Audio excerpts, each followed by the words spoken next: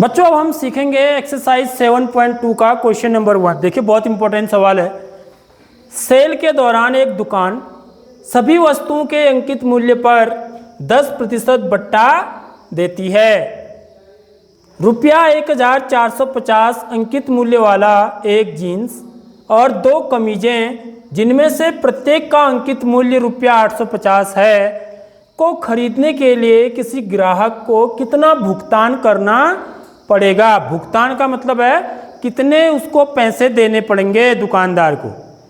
ठीक है, अर्थात आपसे क्या पूछा जा रहा है, विक्रय मूल्य कितना होगा ये पूछा जा रहा है। ठीक है, तो ये जो दुकान है बच्चों, ये दुकान में हर सामान पर 10% का बट्टा है, यानी कि छूट है। अब एक ग्राहक जाता है दुकान में और वो क्या खरीदता है बच्चों, 3 चीजें खरीदता है। समझ रहे हो बात, कितनी चीजें खरीदता है, 3, 1 2 3। समझ लो, एक तो क्या खरीदता है, वो जीन्स खरीदता है। ठीक है, और 2 कमीज, एक कमीज एक और कमीज 2। ठीक है, ये 3 चीजें खरीदता है। अब इसका जो अंकित मूल्य है, जीन्स का जो अंकित मूल्य है वो है रुपया 1450 और एक कमीज का जो अंकित मूल्य है पहले वाली कमीज का, ये कितना है, रुपया 850 और इस वाली कमीज का भी कितना है, रुपया 850। समझ में आ रही बात। तो सबसे पहले हम क्या निकाल लेंगे, इनका अंकित मूल्य निकाल लेंगे, इन तीनों चीजों का। इन तीनों का अंकित मूल्य कैसे निकलेगा, इन सबको जोड़ करके। समझ में आ रही बात। उसके बाद हम बट्टा निकालेंगे। ठीक है, फिर क्या करेंगे, अंकित मूल्य में से बट्टे को घटा देंगे, तो वही क्या होगा, उतना ही भुगतान करेगा। समझ में आ रही नहीं आ रही बात, वही विक्रय मूल्य होगा। आगे बात समझ में। तो कैसे हल करेंगे इसको, देखिए हल। एक जीन्स और 2 कमीजों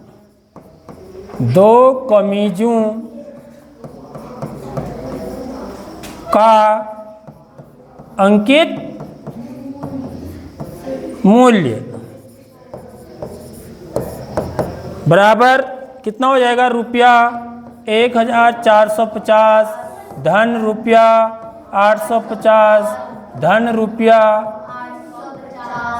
आगे बात समझ में।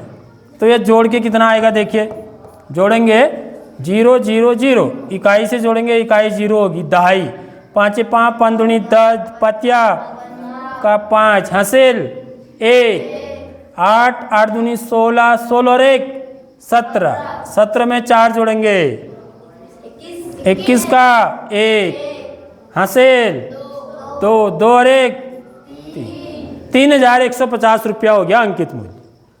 समझ में आ रही बात। अब हम बट्टा प्रतिशत कितना दे रखा है आपको, बट्टा प्रतिशत बराबर कितना, 10%। ठीक है, इसलिए कुल बट्टा निकाल लेंगे। कुल बट्टा बराबर रुपया 3150 का 10%। ठीक है बच्चों, आगे बात समझ में। बराबर कितना हो जाएगा, रुपया 3150 गुणा, का माने गुणा, 10% को भिन्न में बदलेंगे, 10 बट्टे 100, यह 0 से यह 0 कटा, यह 0 से यह 0 कटा, बराबर कितना आ गया, रुपया 315। तो इतनी उसको माफ कर देगा, ये इसकी छूट हो गया।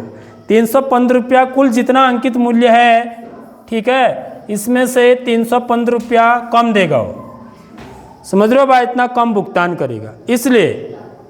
इसलिए एक जीन्स यहां पर लिख रहा हूं, इसलिए एक जीन्स और 2 कमीजों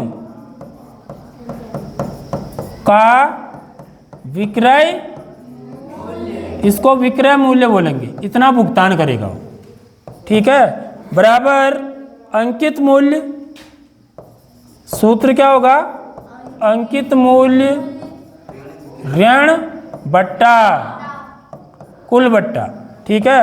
अंकित मूल्य कितना है, रुपया 3150 ऋण रुपया 315 बराबर कितना आ जाएगा बच्चों, रुपया, शून्य में से 5, 10 में से 5 घटाएंगे 5, शून्य में से 5 कम नहीं होता ना, तो यहाँ पर कितना रहा 4, 4 में से 1 घटाएंगे 3, यहाँ पर कितना है 1, 1 में से 3 नहीं घटता है, तो 11, 1 हासिल लेंगे, 11 में से 3 घटाएंगे 8, और यहाँ पर कितना रहेगा 2, तो 2835 रुपया देगा वो, कितना रुपया देगा, 2835 रुपया। हाँ, अतः यहाँ पर लिखेंगे, अतः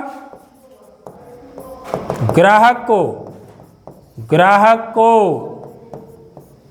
2800 रुपया 2835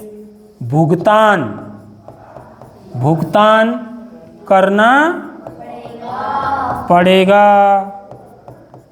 ठीक है बच्चों, आगे बात समझ में कैसे किया क्वेश्चन।